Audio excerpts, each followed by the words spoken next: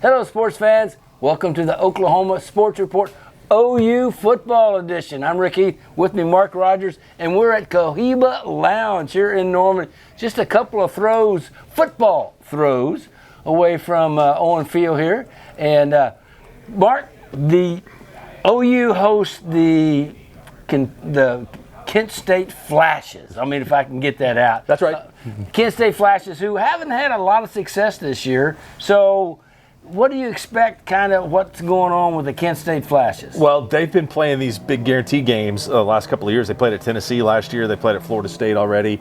Texas Tech, playing at Oklahoma. So they've seen some of the best teams in the country, and they haven't fared very well. So they'll be desperate to get back into MAC play where maybe they can be competitive. But they've been going around taking a lot of whippings. Well, and you got to survive that Burma Road kind of thing, I mean, right. That's one of those things. When you play that many good teams, your team has a tendency to take some hits, and it's not going to be any different. And generally, we talk about the game coming up and all that, but with the Kent State Flashes, OU can basically name the score depending on what they want to see on the outcome.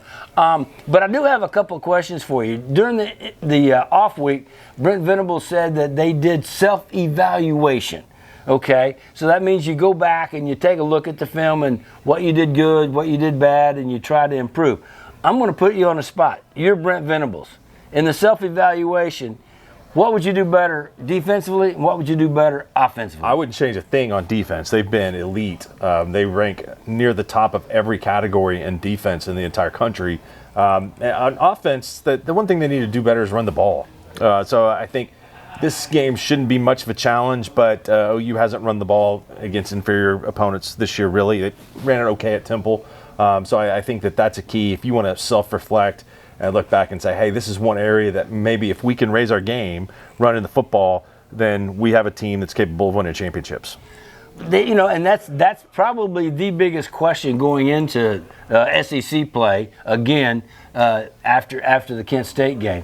But we'll talk about that in the second segment. Hey, I like your hat. Yeah. You like my hat? Yeah, Here you got Beat Texas. I got the Boomer hat. Hey, courtesy of Surf and Turf Golf, new sponsor for the Oklahoma Sports Report. Surf and Turf Golf has all kinds of OU type hats, Thunder hats, and they can make you your customized hat. That's surfandturfgolf.com. Go there, find out more about them, and have your company's own hats just for you guys. We'll be right back after this. If you've been in an automobile accident, you need expert medical evaluation and care. Just like in football, every team needs a leader to reach the goal line. Dr. Lopez will be the quarterback of your care. With a trusted network of specialists, he makes sure every part of your injury is treated the right way. As a board-certified, fellowship-trained trauma specialist, Dr. Lopez brings years of experience to your recovery. Concussions are often overlooked, but we use the iBox concussion system, the only FDA-approved office-based device for detecting concussions. Play it safe. Get checked out without delay. Call the OKC Car Crash Clinic at 405-86-CRASH today. Your health is too important to wait. Reveal the skin you've always wanted with Morpheus 8 at the new Laser Light.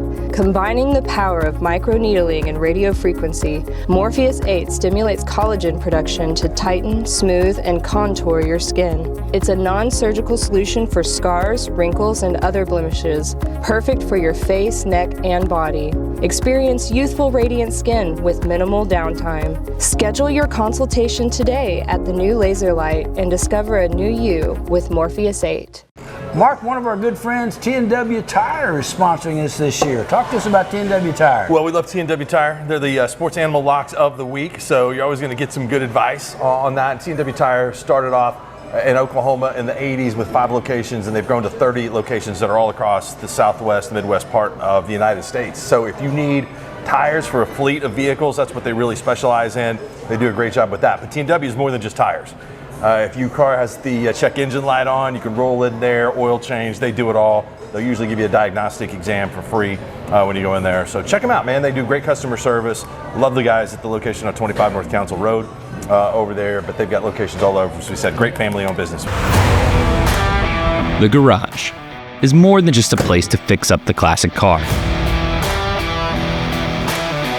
It's also a place to watch an instant classic.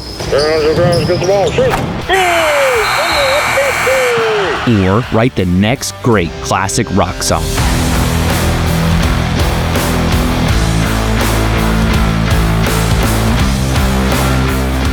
The Garage, the place to keep it classic.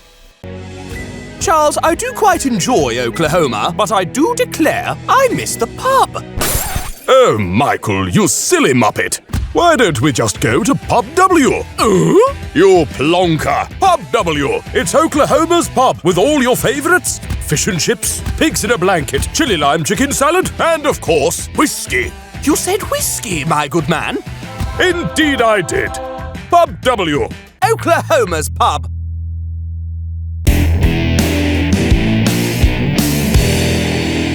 Welcome back, Oklahoma Sports Report, OU Football Edition. OU hosts the Kent State Flashes this Saturday, and that game should be entertaining if you like OU's dominance. Well, there's a little bit to see there. I mean, you got to watch and see what Michael Hawkins can do if there's been a big difference in him throwing the football under Ben Arbuckle as compared to what it was a year ago when really his best play was take off and run. So I think we'll see a little bit more structure from the OU offense this time around with Hawkins under center. And that's a good point because, as we're looking at, you had said, what the thing that they need to do better is they need to run the ball, obviously, and they need to run it with more than just the quarterbacks, and that's what Michael Hawkins does best, and we'll have to see whether or not he can do differently. But I want to reflect on the running game and why it hasn't been as effective as it should be, because they've got a good offensive line. I don't want to say a really good offensive line, but they've got serviceable offensive line, but yet they do a good job pass protecting. They're excellent at that. They get good grades at that, but they can't run block. Your thoughts? Well, Jacob Sexton, they had projected to be a starting left tackle this year, and he has a chronic knee injury, and I don't think he's going to be able to play.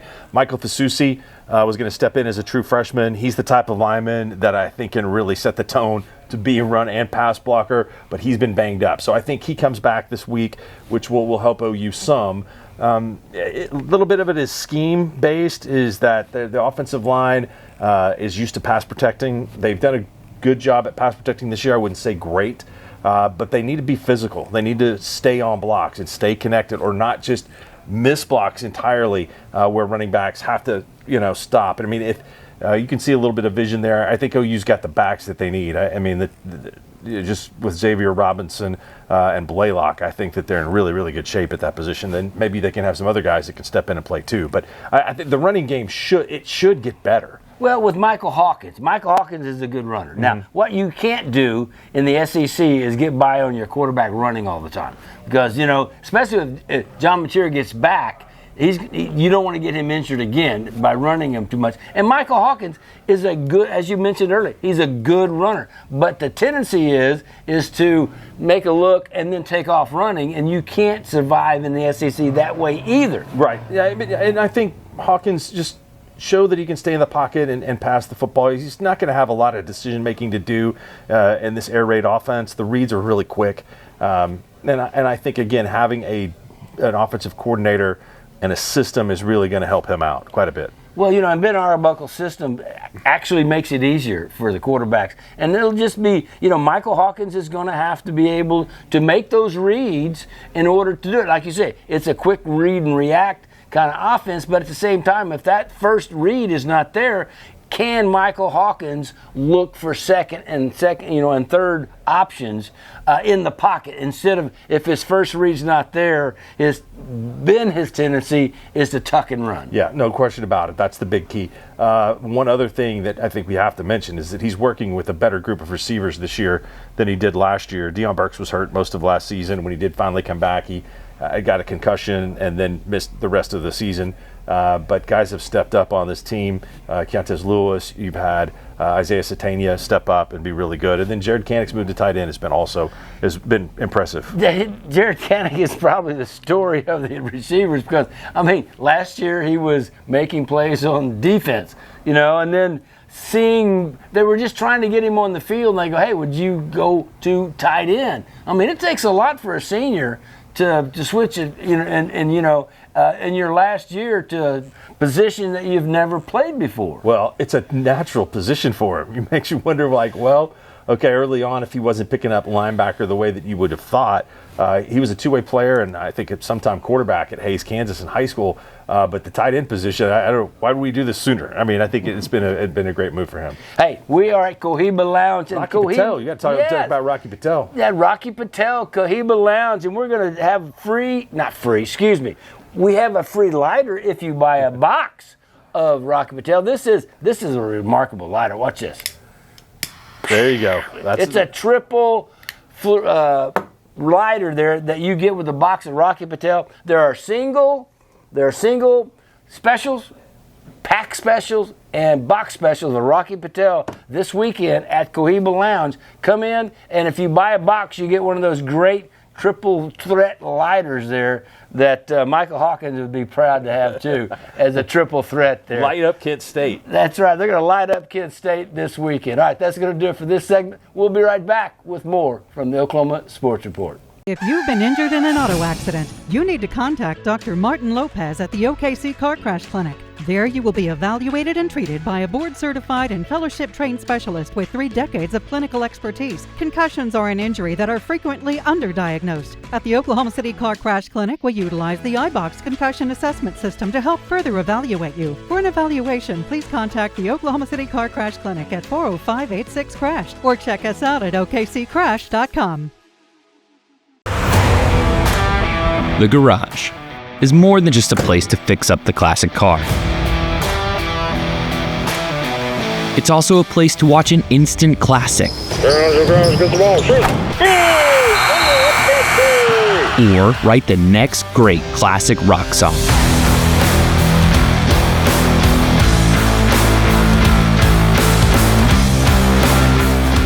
The Garage, the place to keep it classic. Reveal the skin you've always wanted with Morpheus 8 at the new laser light. Combining the power of microneedling and radio frequency, Morpheus 8 stimulates collagen production to tighten, smooth, and contour your skin. It's a non-surgical solution for scars, wrinkles, and other blemishes, perfect for your face, neck, and body. Experience youthful, radiant skin with minimal downtime. Schedule your consultation today at the new laser light and discover a new you with Morpheus 8. Charles, I do quite enjoy Oklahoma, but I do declare I miss the pub. Oh, Michael, you silly muppet. Why don't we just go to Pub W? You plonker. Pub W. It's Oklahoma's pub with all your favorites. Fish and chips, pigs in a blanket, chili lime chicken salad, and of course, whiskey. You said whiskey, my good man? Indeed I did. Pub W. Oklahoma's pub. Mark, one of our good friends, T&W Tire, is sponsoring us this year. Talk to us about T&W Tire. Well, we love T&W Tire. They're the sports animal locks of the week, so you're always going to get some good advice on that. T&W Tire started off in Oklahoma in the 80s with 5 locations, and they've grown to 30 locations that are all across the Southwest, Midwest part of the United States. So if you need tires for a fleet of vehicles, that's what they really specialize in. They do a great job with that. But T&W is more than just tires. If your car has the check engine light on, you can roll in there, oil change, they do it all. They'll usually give you a diagnostic exam for free when you go in there. So check them out, man. They do great customer service. Love the guys at the location on 25 North Council Road over there, but they've got locations all over. As we said, great family-owned business.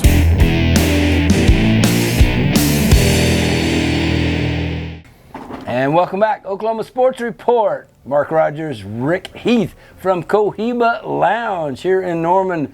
Just a couple of football tosses away from Owen Field. Come by on Saturday. Enjoy a Rocky Patel cigar and your favorite drink while you're getting ready for the game. But you can also have specials all week here at Cohiba Lounge for Rocky Patel. Mark, one of our favorite sponsors, T&W Tires. That's right, T&W Tire, local company that's been in business for 40 years, and they do a great job. If you have a fleet that needs tires, that's what they specialize in, but they also specialize in your individual automobile care, whether it's putting new tires on the car, so you got a check engine light on, you need a diagnostic run, they'll be happy to take care of you. They're super friendly. Their location at 25 North Council Road is our favorite, but they've got locations all across the Midwest and the Southwest. and they do a great job. You know, the one thing I like about T&W Tires is you can let your wife or your daughter go there, and you don't have to worry. I mean, they're going to treat them the right way. They're going to treat them with respect, and they're going to take care of whatever problem there is. And there's not a lot of places like that you can trust. You know, let's say you tell your wife, just go there and they'll take care of you or your daughter. It's not like a quick change or anything like that. They've been there for 40 years. They're going to be here for another 40 years, so they want to make sure that they take care of you the right way. Yeah. Hey, speaking of taking care of things the right way, OU is going to try to take care of things the right way against the Kent State Golden Flashes. But they're going to do it with a couple of new players that haven't played this year. Giovanni Gibson and Eli Bowen are coming back for the first time. Yeah, we saw Eli Bowen step in at that cornerback role and really take over last year and compete. He's he's a little bit of an undersized guy.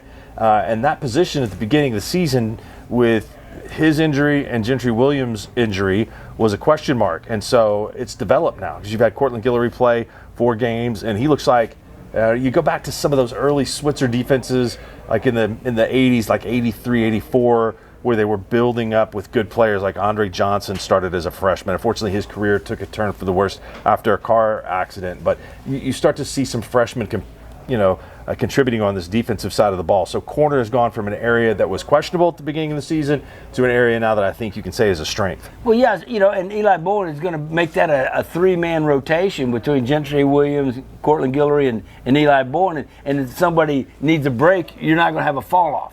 You know, and that's the biggest thing about cornerbacks in the SEC is do you have depth there? Because if one of them goes out and you've got a hole over there, they're going to find it. And they're going to just pick on it and pick on it and pick on it. Like, and Cortland Guillory had a little bit of that introduction against Auburn. Well, yes, but Cam Coleman, sophomore, is a first-round NFL draft pick. So that didn't bother me at all. I mean, I'm looking at Cam Coleman is going to catch the ball over the top. That's fine. I mean, this is a guy that's one of the best 10 receivers in the country. So as a true freshman, he did kind of hang in there, and that's good. Get a baptism by fire that way. Well, and Gentry Williams goes, hey, the kid hung in. Yeah. I mean, he got beat, but he didn't hang his head. We've seen guys get beat against lesser competition. Yeah. So it's great for this defense because Brent Venables is playing about 20 guys, 20 plays. And Oklahoma will beat Kent State on Saturday. That'll be 5 games into the season, and he's just got a ton of guys to choose from, a lot of guys that are invested in practice because they're getting playing time, and so you can narrow that down as you get further and further into SEC play and get some good teams. But this defense has been phenomenal this season. Well, and you mentioned this is the last time, probably the last game that Brent will get to be able to rotate all of his players in, or as many as he wants. I think that's true, but I mean, if you look at the front 4 with Jackson, with Williams, with Stone, with Holton, those guys are all good. They're all going to continue to play. I mean, I think that Jones in the defensive end position has been a big boost this year. Well, hey, I'm not sure that he doesn't have to boost. Shorten the bench. Yeah, no. 6'5". Yeah, he's huge. Marvin Jones Sr. 5-star player. Yeah, he's and OU is making use of him, and he's coming through and going, hey, I can play this position. But Giovanni Gibson on the other side is coming in, and he's a kind of a bigger receiver that they need on the offensive side too. And he was the talk of spring practice, the way that he played, and again, we said the receiving core has really developed even without him. So what he can bring to the table would really be a nice addition. Hey, we are at Cohiba Lounge here in Norman, Jenkins and Boyd, where you can come in and get a Rocky Patel single cigar deal or a pack or a box. And if you buy a box, you get this wonderful. Careful. Singe we don't want to have too much of a golden flash in here. That's right. Singe your mustache. Kind of lighter here. You just got to be ready. But hey, it goes well with a Rocky Patel cigar. Don't tell HR. There you go. All right, we'll be back with more right after this.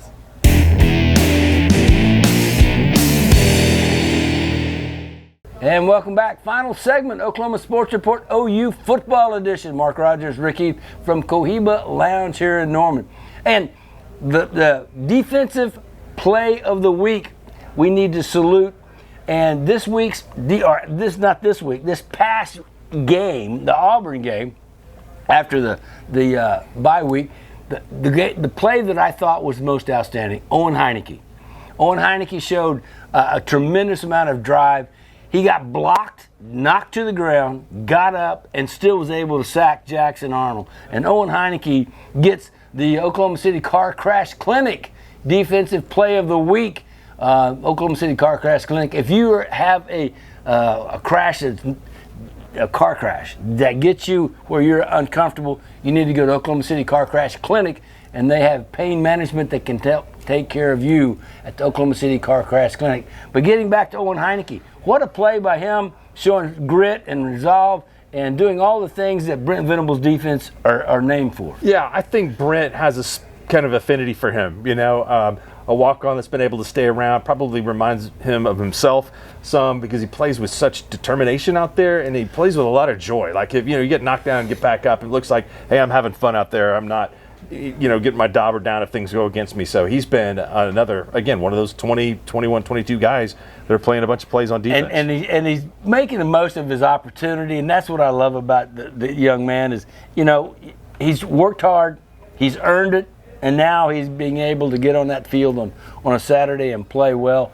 in the hottest of hot spots. And Owen Heineke is the Oklahoma OKC Car Crash Clinic Player of the Week for defense here on the show.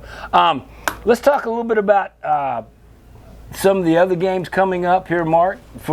Because the OU is going to be able to name the score again, as I say, against the Flashes, and the focus will be on Hawkins and making sure that he can do things other than what we know he can, kind of broaden his resume, because who knows, he may be wanting to beat Texas. Everybody wants to beat Texas, right? Yeah. The look ahead won't even matter. There are some really good games in the SEC. The top two games this week, Texas and Florida. It's a huge advantage for OU, I think, that they can basically prepare for Texas for 2 straight weeks. While Texas has a big road game in the SEC, it might trip them up a little bit. Florida has had inconsistency on offense. DJ Lagway threw 5 interceptions in the game at LSU. And so I expect a low-scoring game here, but that's one that Texas has to really be concerned about before they show up in Dallas for the Red River rivalry. Well, there's going to be a spotlight on Arch Manning. I mean, there's going to be a huge, everybody that's going to watch this game is going to watch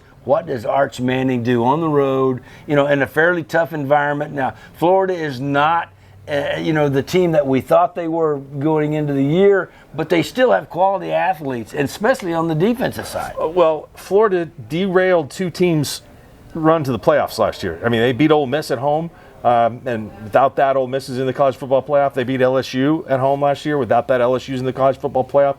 So it's a team that is dangerous that can beat you. Other big game, Alabama hosting Vanderbilt. Diego Pavia and the Vanderbilt offense has been fun to watch this year. They've been really good. My favorite team, just because Vanderbilt's been such a doormat for so long. They've been a doormat, but their defense might have a hard time stopping the Crimson Tide, especially at home. And Alabama's coming off a big win at Georgia. I think Alabama's focus will be on the Commodores this week, since they lost last year in Nashville and saw the goalpost walked all the way down Broadway and thrown in the river, the Tennessee River. Yeah, and then A&M is playing. Who's A&M playing this week? A&M this week has Mississippi State. Yes. So there'll be the Battle of Maroon there, and Jeff Levy's team is no pushover. They're doing pretty good. Unfortunately, they're not going to see a lot of victories, but because they've got such a brutal schedule. Well, they had close to a victory last week against Tennessee. That game goes into overtime, and they lose that at home. I think that the Maroon Aggies beat the Maroon Bulldogs this week. Yeah, there you go. Battle of the Maroons. Hey, appreciate you watching the Oklahoma Sports Report. For Mark Rodgers, I'm Rick Heath. We'll see you next time on the Oklahoma Sports Report.